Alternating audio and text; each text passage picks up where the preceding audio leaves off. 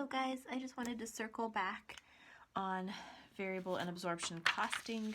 I know we focused heavily on the procedural element and the format, how to calculate, how to format, but I want to make sure that we understand the why, the theory behind these two concepts. We said, why would a company even use absorption? Well, they have to.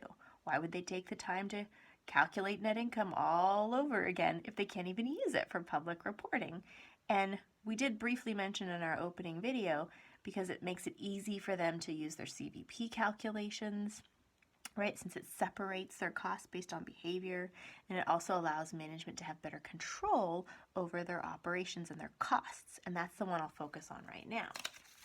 So, what were the advantages of variable? We said it allows for better control, and some examples of that is there's a less ability to manipulate, so it's subject to less manipulation. Okay, meaning net income only changes when sales changes. So you can't manipulate net income. Net income's tied to sales. Net income's only going to change if sales changes, if you use the variable method.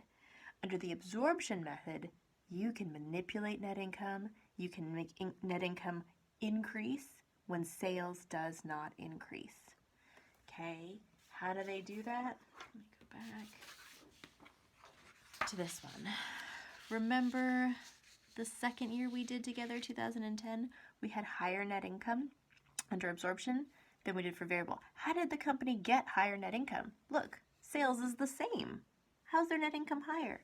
It's because you had 20,000 units that were unsold. So the company produced more units. If they produce more units, remember our talk about fixed cost per unit? We know fixed cost in total is a straight line, but if you look at it per unit, it goes down, right? So what happens is your production managers, they want to increase production. They want to produce more and more units because it's going to spread the fixed cost over more units and therefore drive down the cost. And sometimes they're evaluated on that, right? How are they controlling costs? So they want to have more units to spread it over. That's the production manager's prerogative.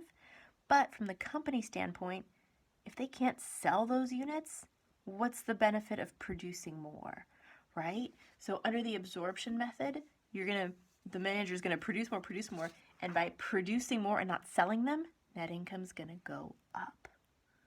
Okay?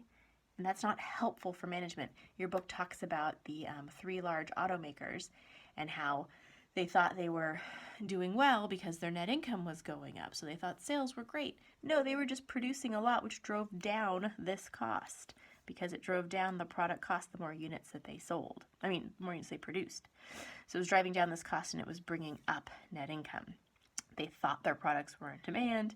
No, the production manager was just producing more units to spread the cost over, which made net income look great for absorption.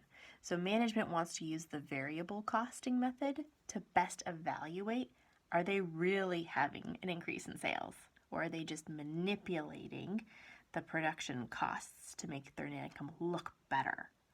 Okay, so that's a big advantage of the variable method. It's less subject to manipulation. We said it easily allows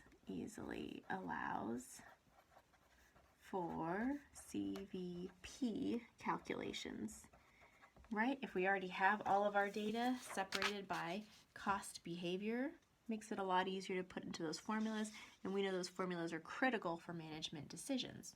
Calculating their break-even point, their margin of safety. So it's helpful if we already have an internal way of calculating our costs that allows for that. What else did I want to mention?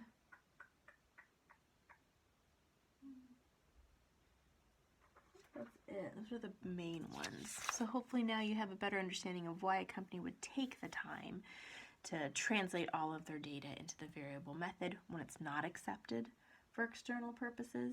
And it's because they want to have better control and make sure that no one's manipulating their bottom line, and any change they see in net income is driven purely by a change in sales. Okay, so that's the main overview. Just want to make sure you understand that. I'll see you next time.